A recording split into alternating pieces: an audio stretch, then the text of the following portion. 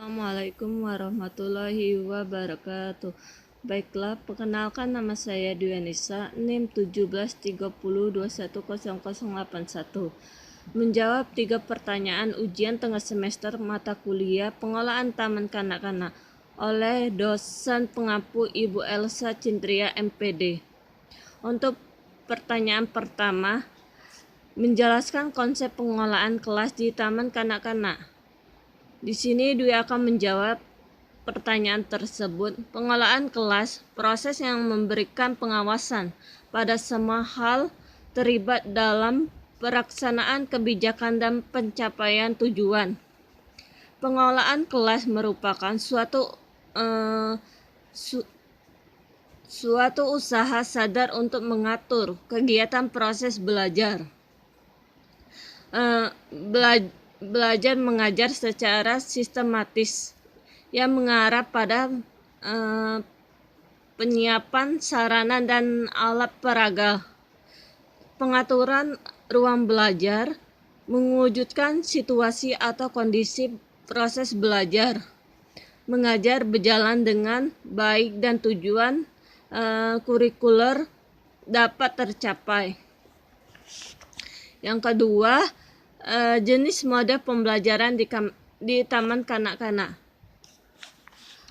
Pertama, berorientasi pada prinsip-prinsip perkembangan anak. Sedikitnya ada 5 prinsip perkembangan anak yang harus diperhatikan, yaitu pertama, anak belajar dengan baik apabila kebutuhan fisiknya terpenuhi serta merasakan aman dan tentram secara psikologis. Kedua, siklus belajar anak selalu berulang. Ketiga, anak belajar melalui interaksi sosial dengan orang dewasa dan anak-anak lainnya. Yang keempat, minat dan keinginan tahu anak akan memotivasikan belajarnya. Yang kelima, perkembangan dan belajar anak harus memperhatikan perbedaan individu. Yang B, berorientasi pada kebutuhan anak. Anak usia dini adalah anak yang sedang membutuhkan upaya pendidikan untuk mencapaikan optimalisasi semua aspek perkembangan baik fisik maupun psikis anak usia dini. Yang C, belajar sambil belajar atau belajar selayak bermain. Pendidikan memiliki peran yang sangat penting dalam proses belajar mengajar di Taman Kanak-kanak. Seorang pendidik di Taman Kanak-kanak dituntut mampu menciptakan suasana yang menyenangkan serta mudah diikuti oleh anak. Yang D, menggunakan pendekatan tematik. Kegiatan pembelajaran di Taman Kanak-kanak atau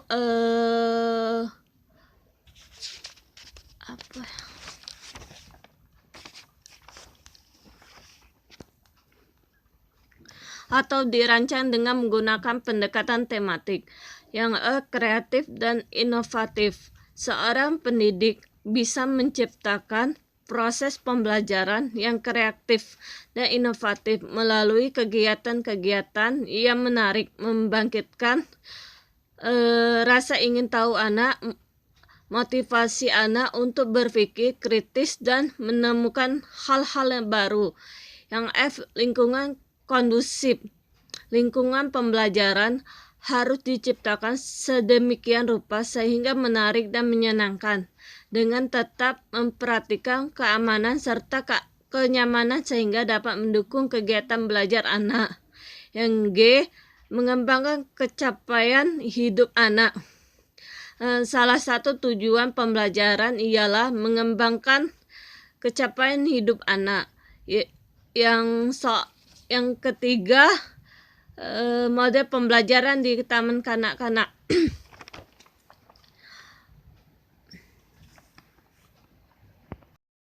Yang ketiga, mode pembelajaran kelompok PAUD. Mode pembelajaran dan pendekatan kelompok.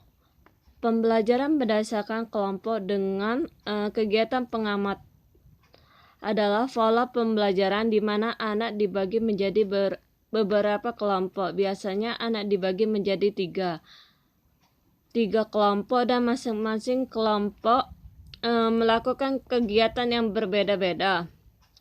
Dalam satu kali pertemuan, anak harus menyelesaikan 2-3 kegiatan dalam kelompok secara bergantian. Pengelolaan kelas, ruangan, PAUD, pendekatan kelompok. Pertama, penataan perabot di ruangan harus disesuaikan dengan kegiatan yang akan dilaksanakan. Kedua, pengelompok meja dan kursi anak disesuaikan dengan kebutuhan sehingga ruang gerak peserta didik luas. Yang ketiga, dinding dapat digunakan untuk menempel informasi yang dipergunakan sebagai sumber belajar dan hasil kegiatan anak. Yang keempat, peletakan dan penyimpanan alat permainan diatur sedemikian rupa sesuai dengan fungsinya sehingga dapat melatih anak untuk membiasa yang ingin dicapai. Yang kelima, alat permainan untuk kegiatan pengaman diatur dalam ruangan sehingga dapat berfungsi apabila diperlukan oleh peserta didik. Yang kedua, mode pembelajaran sudut. Pengelolaan kelas mode pembelajaran sudut. Yang pertama, pengaturan alat bermain dan perabot di ruangan termasuk meja, kursi, dan luasnya ruangan. Yang kedua, sumber belajar dan hasil kegiatan anak dapat dipajang di papan atau di dinding ruangan.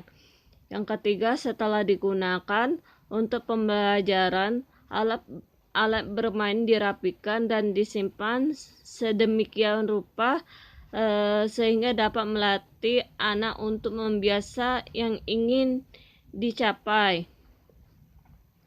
Langkah-langkah kegiatan pembelajaran sudut. Pertama, kegiatan awal. Kegiatan awal tuh yang dilaksanakan adalah bernyanyi, berdoa, mengucapkan salam, membicarakan tema atau subtema. Yang kedua, kegiatan inti. Sebelum melakukan kegiatan inti, pendidik bersama anak membicarakan tugas-tugas yang diprogram di sudut-sudut kegiatan, serta setelah itu pendidik menjelaskan kegiatan-kegiatan yang akan dilaksanakan di setiap sudut kegiatan di program tersebut. Yang ketiga, istirahat atau makan. Kegiatan istirahat atau makan bersama menanamkan kebiasaan yang baik, misalnya mencuci tangan, berdoa sebelum dan sesudah makan, berbagai bekal dengan teman. Yang terakhir, kegiatan akhir. Kegiatan akhir dilaksanakan secara klasikal, misalnya dengan bercerita, bernyanyi, gotong royong, memberikan kelas. Mode pembelajaran area. Penataan ruang kelas mode pembelajaran area. Pertama, alat bermain, sarana prasarana diatur sesuai dengan area yang diprogramkan pada hari itu. Kedua, kegiatan dapat dilakukan dengan menggunakan kursi, meja, karpet, atau tikar. Yang ketiga, pengaturan meja.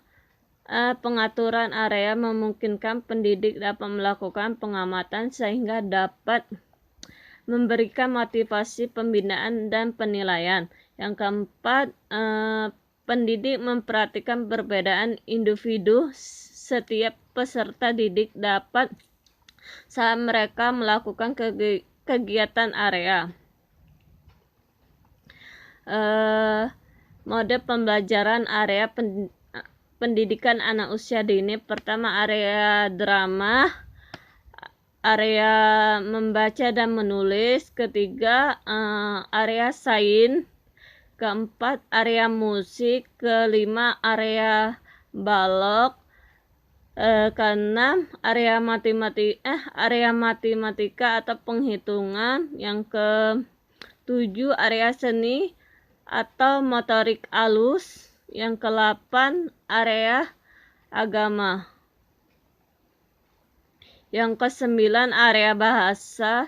Yang ke-10, area pasir atau air.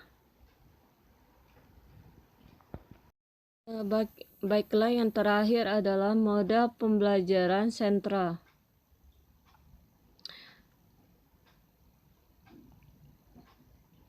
Mode pembelajaran sentra, pendekatan pembelajaran yang dapat proses pembelajarannya dilakukan di dalam lingkaran dan sentra bermain. Lingkaran saat dimana pendidik duduk bersama anak dengan posisi melingkar untuk memberikan bijakan kepada anak yang dilakukan sebelum dan sesudah bermain. Penataan ruang mode pembelajaran sentra PAUD itu ada pertama, sentra balok. Sentra balok memfasilitas anak bermain tentang konsep bentuk, ukuran, terkaitan bermain, kerapihan, ketelitian, bahasa, dan kreativitas.